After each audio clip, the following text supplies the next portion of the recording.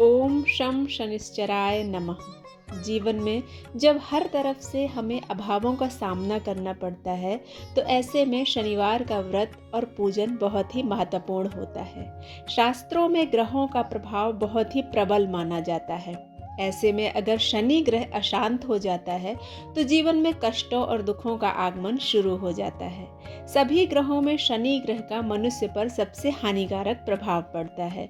शनि की कुदृष्टि से राजाओं तक का वैभव पलक झपकते ही नष्ट हो जाता है। इतना ही नहीं, यदि शनि की 7.5 की दशा जीवन में आती है तो अनेक दुखों और विपत्तियों का सामना करना पड़ता है।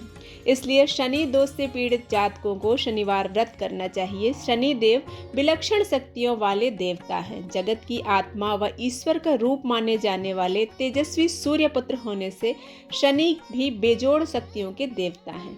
शास्त्रों के अनुसार कर्म दोष से छुटकारा पाने के लिए भी शनि देवता की पूजा अर्चना की जाती है। अतः मनुष्य को शनि की कुदृष्टि से बचने के लिए, दुख दरिद्रता का नाश करने के लिए, धन वैभव की प्राप्ति के लिए शनिवार का व्रत अवश्य करना चाहिए। जो लोग शनि की 7.5 से परेशान हैं उनको ये व्रत करना चाहिए। इससे 7.5 के कारण उनके जीवन में जो परेशानियां आ रही हैं उनसे उन्हें मुक्ति मिलती है।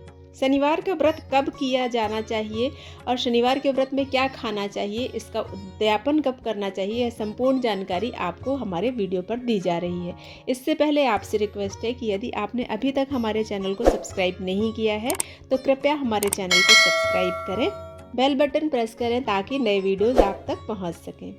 शास्त्रों के अनुसार शनिवार का व्रत किसी भी शनिवार से शुरू किया जा सकता है, लेकिन श्रावण मास में शनिवार का व्रत आरंभ करना विशेष महत्वपूर्ण बताया गया है। शनिवार का व्रत आप 7, 19, 25, 33, 51 की संख्या में रखें। ऐसा करने से शनिवार व्रत का पूर्ण फल प्राप्त होता है। आपके जीवन से दरिद्रता, रोग, बीमारियों का नाश होता है और धन वैभव और संपन्नता में वृद्धि होती है।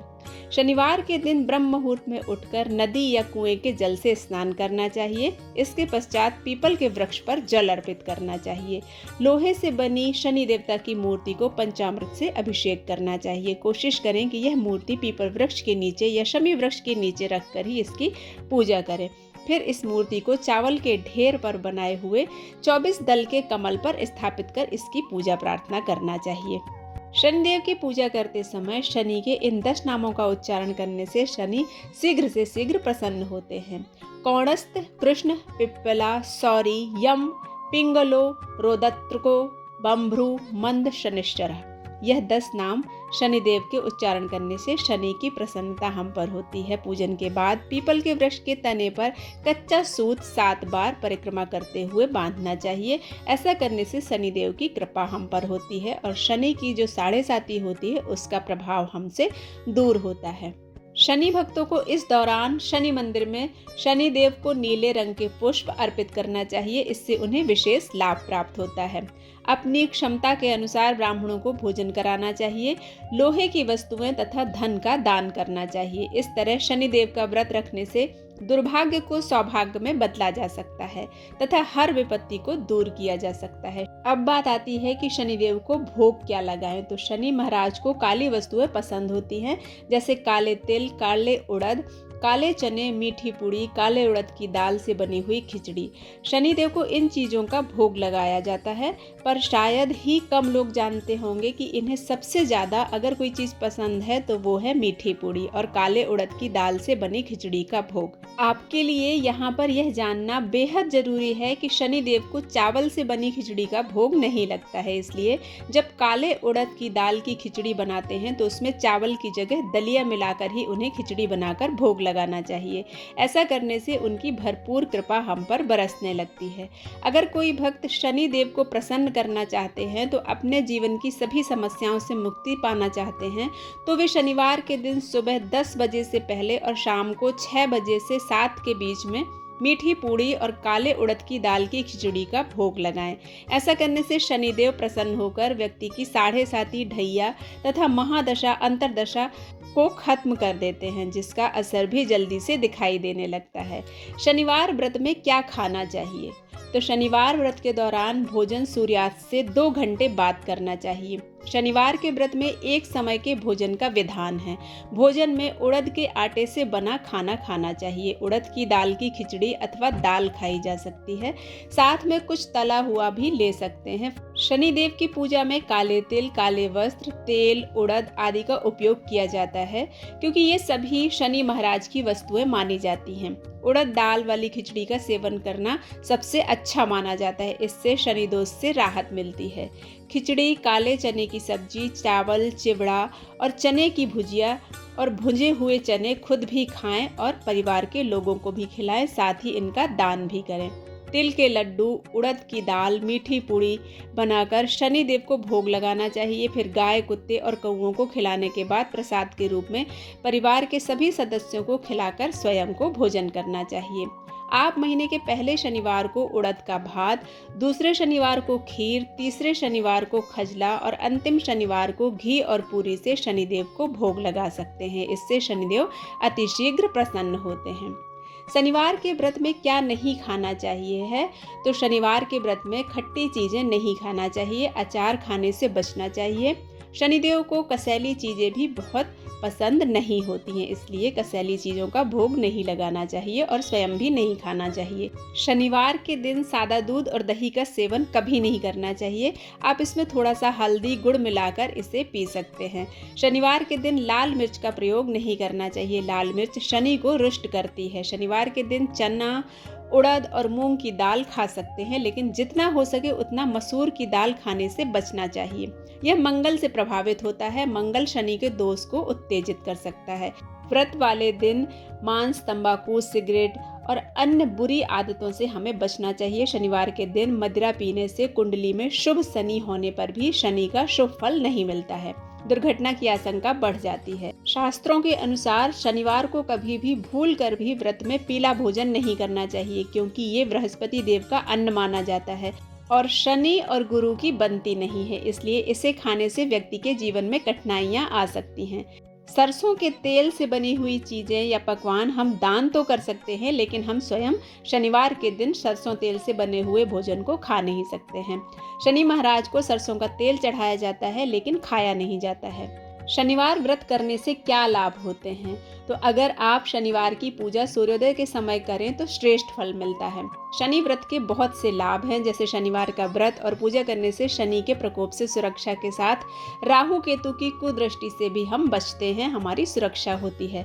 मनुष्य की सभी मंगल कामनाएं सफल होती हैं। शनिवार का व्रत करने से तथा शनि स्तोत्र के पाठ से मनुष्य के जीवन में धन संपत्ति, सामाजिक सम्मान, बुद्धि का विकास और परिवार में पुत्र पौत्र आदि में वृद्धि प्राप्त होती है।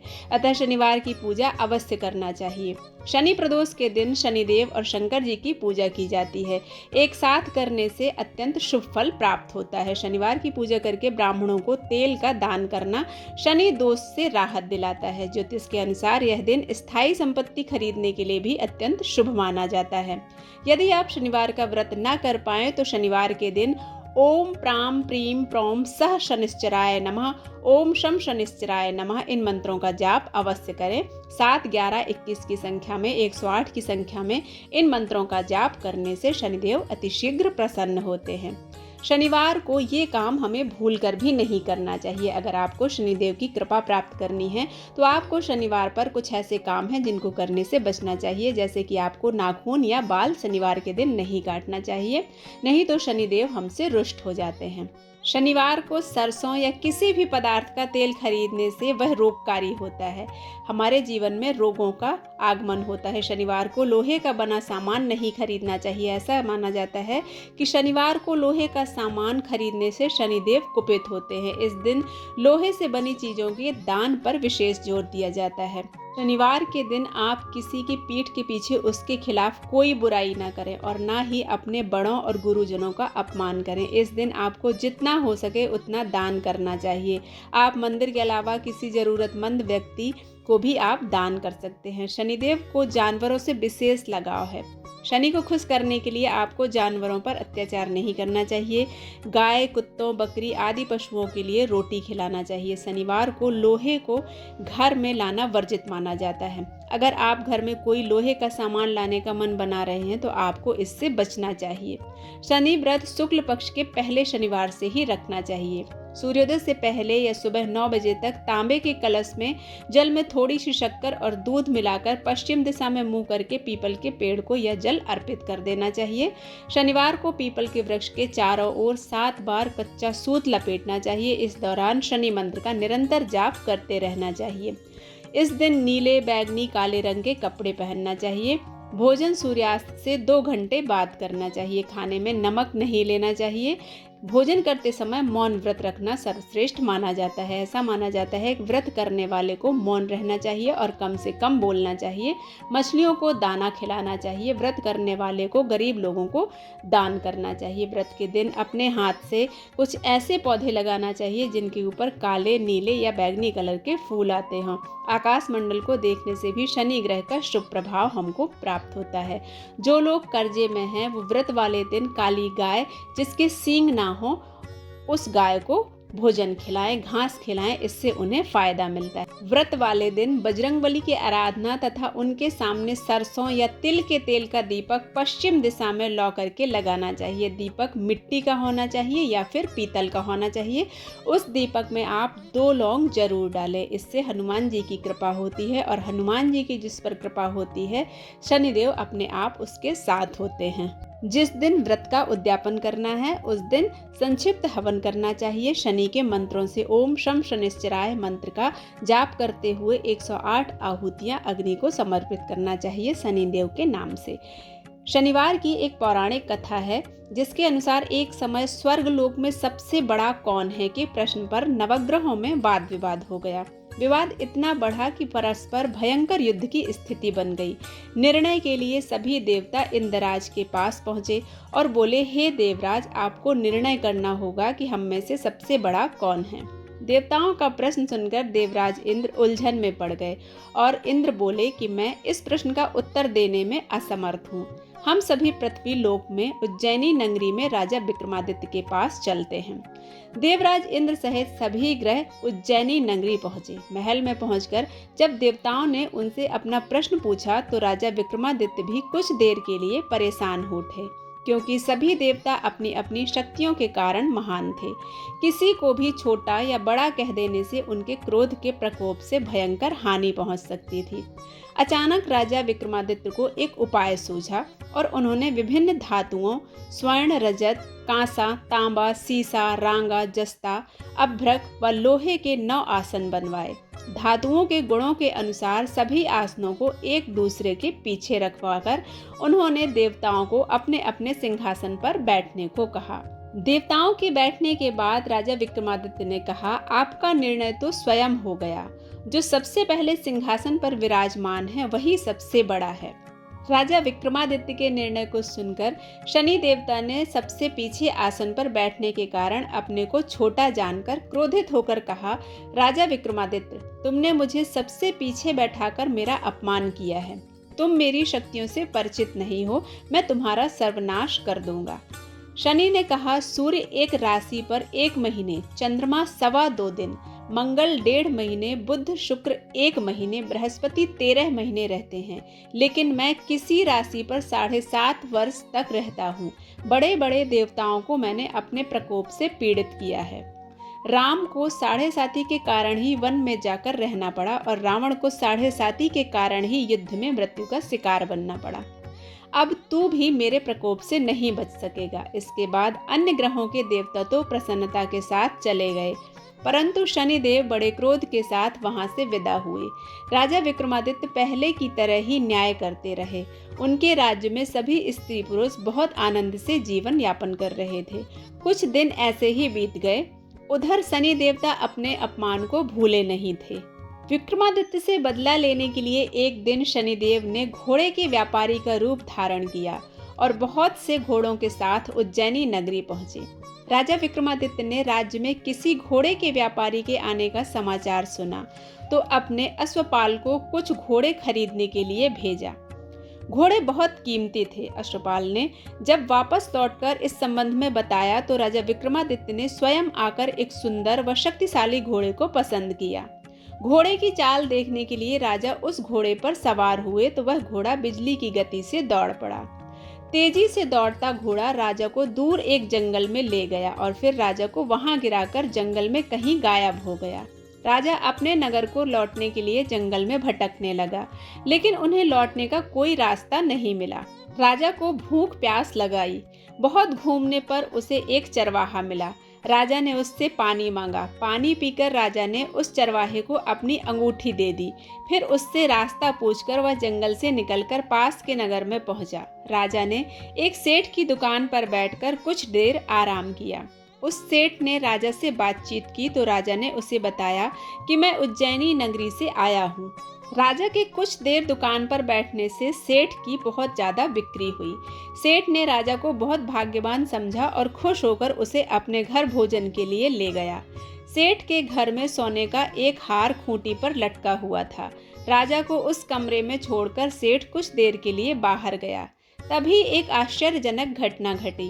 राजा के देखते देखते सोने के उस हार को खूंटी निगल गई। सेठ ने कमरे में लौटकर हार को गायब देखा तो चोरी का संदेह राजा पर ही किया, क्योंकि उस कमरे में राजा ही अकेला बैठा था। सेठ ने अपने नौकरों से कहा कि इस परदेसी को रस्सियों से बांधकर नगर के राजा के पास ले चलो। राजा ने विक्रमादित्य से हार के बारे में पूछा तो उसने बताया कि उसके देखते ही देखते खूंटी ने हार को निगल लिया था। इस पर राजा ने क्रोधित होकर चोरी करने के आरोप में विक्रमादित्य के हाथ पांव काटने का आदेश दे दिया। राजा विक्रमादित्य के हाथ पांव काटकर उसे नगर की सड़क पर छोड़ दिया गया। कुछ दिन बाद एक तेली उसे उठाकर अपने घर ले गया और उसे अपने कोल्हू पर बैठा दिया।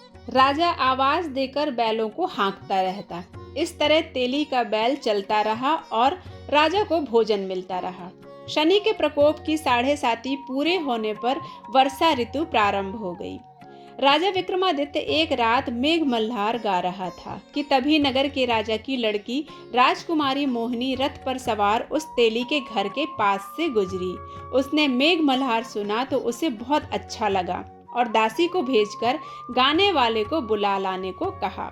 दासी ने लौटकर राजकुमारी को अपंग राजा के बारे में सब कुछ बता दिया। राजकुमारी उसके मेघ मल्हार से बहुत मोहित हुई, अतः उसने सब कुछ जानकर भी अपंग राजा से विवाह करने का निश्चय कर लिया। राजकुमारी ने अपने माता पिता से जब यह बात कही तो वे हैरान रह गए। रानी ने मोहिनी को समझाया, बेटी तेरे भाग्य में तो किसी राजा की रानी होना लिखा है, फिर तू उस अपंग से विवाह करके अपने पांव पर कुल्हाड़ी क्यों मार रही है। राजकुमारी ने अपनी जिद नहीं छोड़ी। अपनी जिद पूरी कराने के लिए उसने भोजन करना छोड़ दिया और प्राण त्याग देने का निश्चय कर लिया। आखिर राजा रानी को विवश होकर अपंग विक्रमादित्य से राजकुमारी का विवाह करना पड़ा।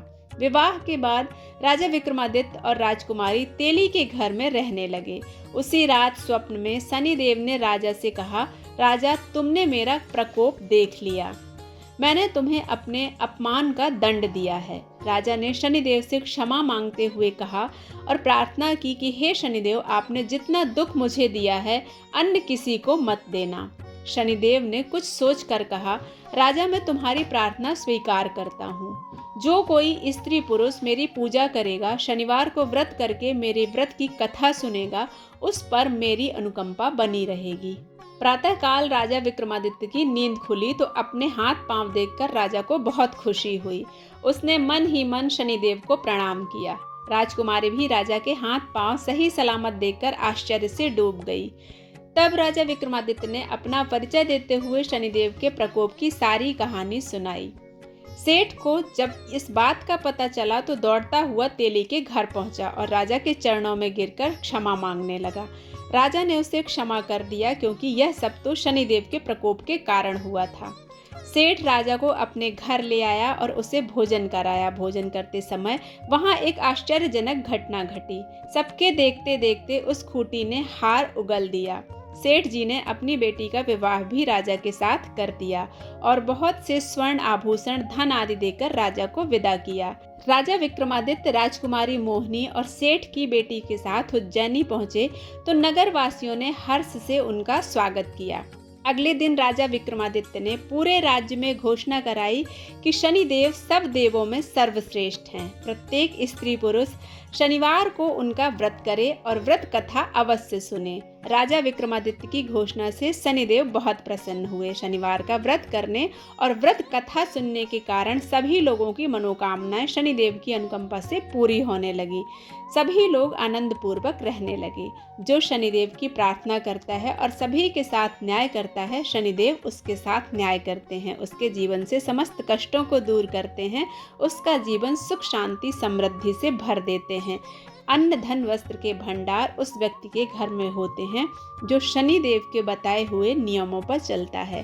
सदा गरीबों पर दया करें, लोगों का अपमान न करें, असहायों की सहायता करें। शनिदेव की कृपा प्राप्त करना है तो अपने कर्मों पर ध्यान दें। शनिदेव स्वयं न्याय करके आपका भाग्य उज्जवल करेंगे।